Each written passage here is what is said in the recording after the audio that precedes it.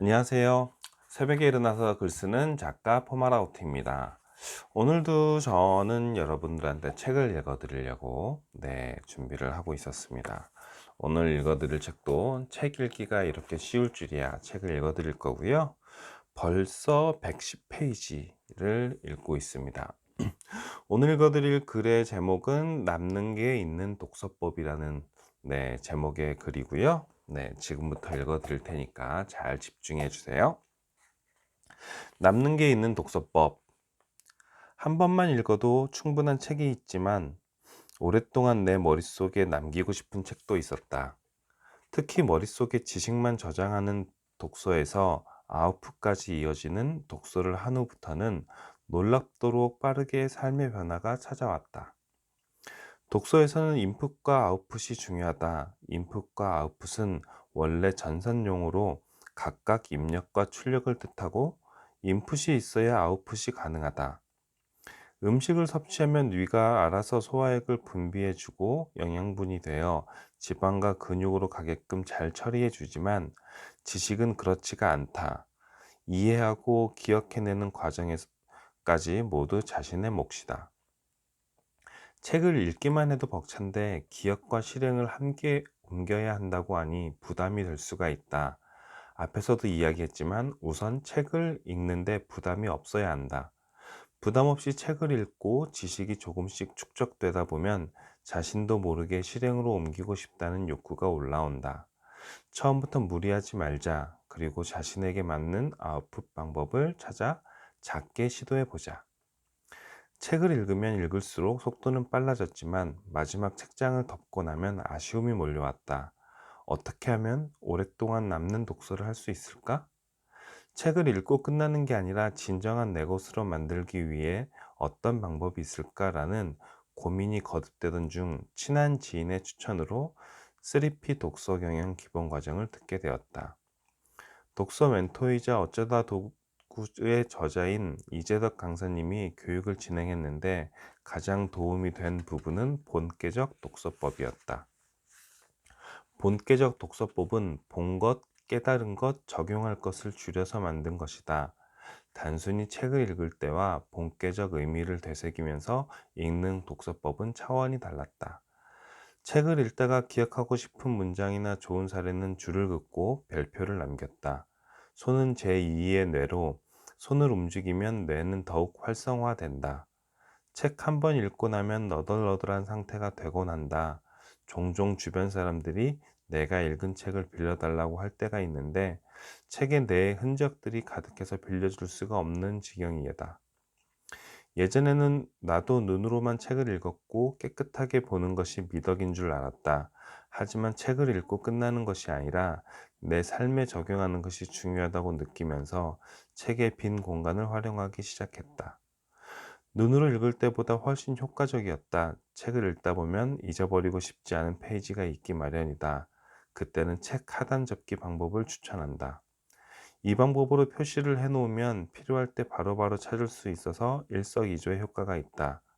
에빙하우스의 망각 곡선에서도 언급했듯이 사람은 누구나 10분 후 망각이 시작되며 한 달 뒤에는 80%를 망각하게 된다. 나는 책이 너덜너덜할 정도로 밑줄을 긋고 동그라미를 쳐도 기억하는 데는 한계가 있었다.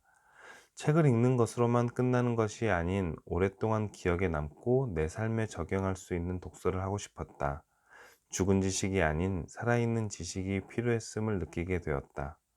책 한 권을 온전히 내 것으로 만들기 위해서는 한 단계가 더 남아 있다. 바로 나만의 지식 창고를 만드는 것이다. 책에 표시를 해두고 여기저기에 흔적을 남겨두었지만 한눈에 볼 수 없다는 단점이 있다. 나만의 지식 창고를 만들어 한 곳에 보관해두면 필요할 때마다 손쉽게 찾을 수 있다. 독서 노트에 책으로 직접 쓰는 방법도 있지만 내가 추천하는 방법은 바로 재가공할 수 있도록 한글이나 워드 등으로 작성하는 것이다. 이렇게 작성한 파일을 인쇄하여 독서 분야 또는 관심 목록으로 구분하여 보관하면 다양하게 활용할 수 있다. 처음 독서를 시작할 때 나는 책 읽기에만 집중했다. 어떻게 하면 한 권을 다 읽을 수 있을까라는 고민을 했을 정도로 책 한 권을 읽기에도 버거웠다. 80에서 90% 정도의 사람들이 독서의 1단계인 읽기만 하면 책을 다 읽었다고 생각한다. 그러다 조금씩 책을 읽는 권수가 늘어나고 독서의 즐거움을 느끼다 보면서 좋은 문장이나 기억하고 싶은 글을 기록하기 시작했다. 기록에서 한 단계 더 올라가기 위해서는 책에서 얻는 것들을 직접 실행해야 한다. 우리가 책을 읽는 궁극적인 목적 중 하나는 삶의 변화보다 나은 미래를 위한 행위다. 아무리 책을 읽는다고 해도 변화가 없는 이유는 실행하지 않기 때문이다. 300페이지가 되는 책 한 권에 다양한 내용들이 있지만 내 삶에 적용하고 싶은 딱 한 가지만 실행하는 것이다. 적용할 것들이 많아지면 심리적으로 부담을 느낄 수밖에 없다. 한 권의 책을 읽고 하나의 행동을 한다라는 마음가짐으로 책을 읽으면 삶을 대하는 태도뿐만 아니라 인생 전반에 많은 변화가 온다. 책을 읽고 핵심 내용을 뽑아낼 수 있어야 업무의 효율성을 높일 수 있다. 또한 책에 나온 좋은 문장들을 인용하여 강의 자료를 만드는 등 개인의 콘텐츠를 만드는 데도 활용할 수 있다. 나 역시 독서를 처음 시작할 때만 해도 책을 쓰는 작가가 될 거라고는 전혀 생각하지 못했다.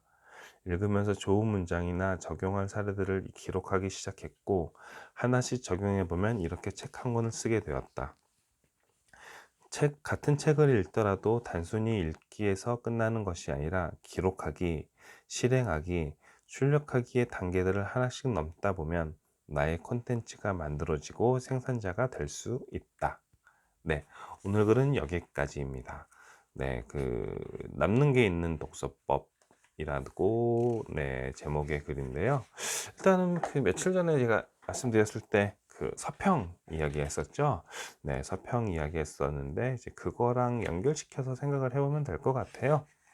근데 그 작업을 하려면 너무너무 어렵죠. 네, 읽는 것도 어려운데 거기에 출력까지 해야 된다고 하니까 정말 어려운데, 우리가 살면서 생각을 해보면 그 어려운 것들을 왜 어려운가 생각을 해보면 아직 해보지 않아서 어렵기도 하고, 어색해서 어렵기도 하고, 하기 싫어서 어렵기도 하고, 뭐 다양하게 어려운 이제 사유들이 있잖아요. 그 중에 저는 어떻게 생각하냐면 이게 이제 나만의 틀을 깨게 되는 또 한 가지 기회라고 생각을 합니다. 일단은 책을 읽는 것도 어려운데 거기에서 책을 읽고 이제 무언가 출력을 해야 된다는 거 정말 어려운데, 그거 자체가, 그러니까 저도 이제 성장형 사고방식으로 바뀐 거죠. 그냥 어려우니까 지금 나랑 안 맞으니까 하지 말자라고 생각하지 말고 단순하게 쉽게 일단 접근해 보면 좋을 것 같아요. 왜냐면 무엇이 어쨌든 간에 내가 지금 어려운 건 한번 시도해 보면 그게 바로 이제 내 성장으로 연결이 되는 거거든요. 안 해봤던 거 한번 해보면 그거 해본 게 이제 내가 성장이 이루어지고 그게 나의 스펙이 되고 그러는 거니까 일단 해보면 좋을 것 같고, 별 어렵지 않게 시작을 해볼 수도 있으면 좋을 것 같아요.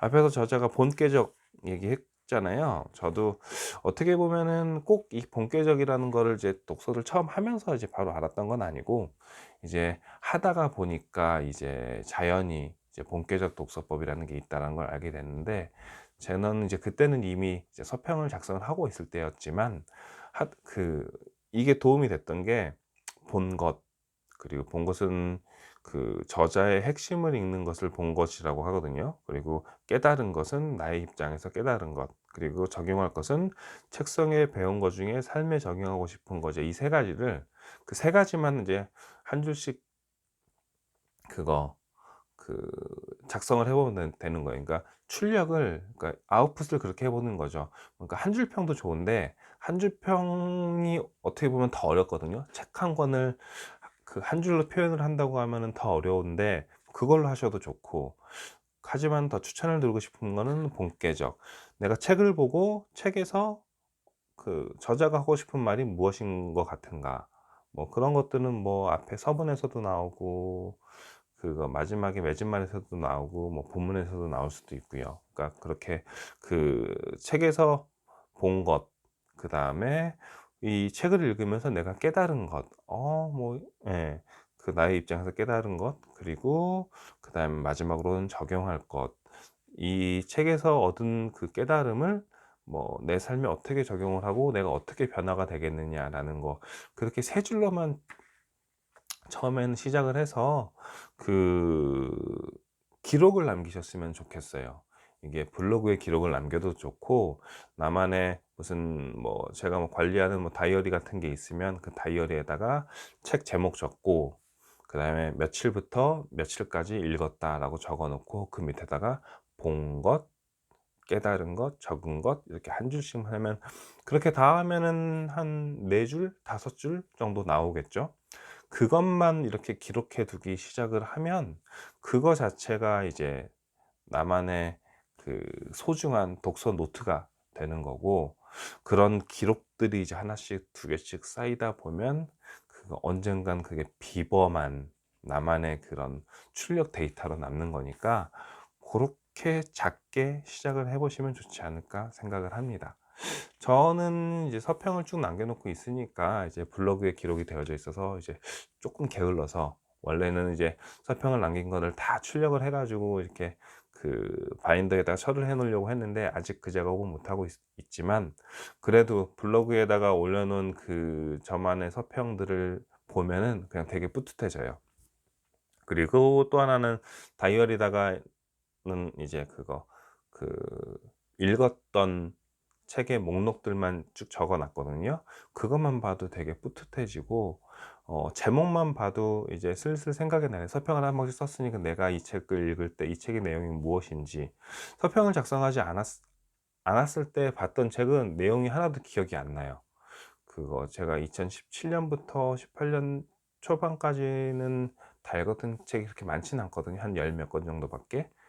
그때 읽었던 책들은 기록을 하진 남겼지 않아서 그런지 별로 기억이 나 책의 내용이 기억이 나지 않는데, 이제 2018년 하반기부터 지금까지 한 50 권이 쪼끔 안 되나? 네. 그 정도의 책을 읽었는데, 그거는 서평을 작성을 해서 그런지 다는 아니지만 적어도 한 줄이라도 '아 이 책의 내용은 뭐였어.'라고 얘기를 할 수 있을 정도로 기억이 나거든요.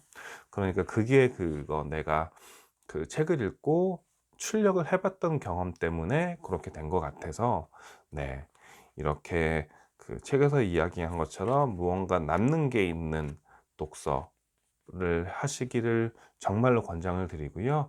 그 과정은 그 서평이라는 걸 작성을 하는 거는 정말 어려운 거라서 하시면 정말 좋아요. 이게 앞에서 얘기했던 것처럼 출력을 해내 가는 과정이 굉장히 어렵거든요. 근데 어려운 과정이면 어려운 과정일수록 하고 나면 나한테 남는 거는 굉장히 있는 거니까, 서평을 작성을 하시는 거는 진짜 권장을 드리는데, 음 그거 하기가 정말 어려우시는 분은 말씀드린 것처럼 그거 세 줄짜리 서평, 본 것, 깨달은 것, 적용할 것, 이 세 가지만 작성을 해도 훌륭한 서평이 되는 것이니, 고렇게라도 먼저 시작을 하시면 좋겠다라고 생각을 합니다. 아시겠죠? 네. 네. 오늘 영상은 여기서 마치고요. 저는 내일 또 인사를 드리도록 하겠습니다. 오늘 하루 즐겁고 행복하고 멋진 하루 보내시고요. 저는 내일 뵐게요. 사랑합니다. 감사합니다. 안녕. 내일 봐요.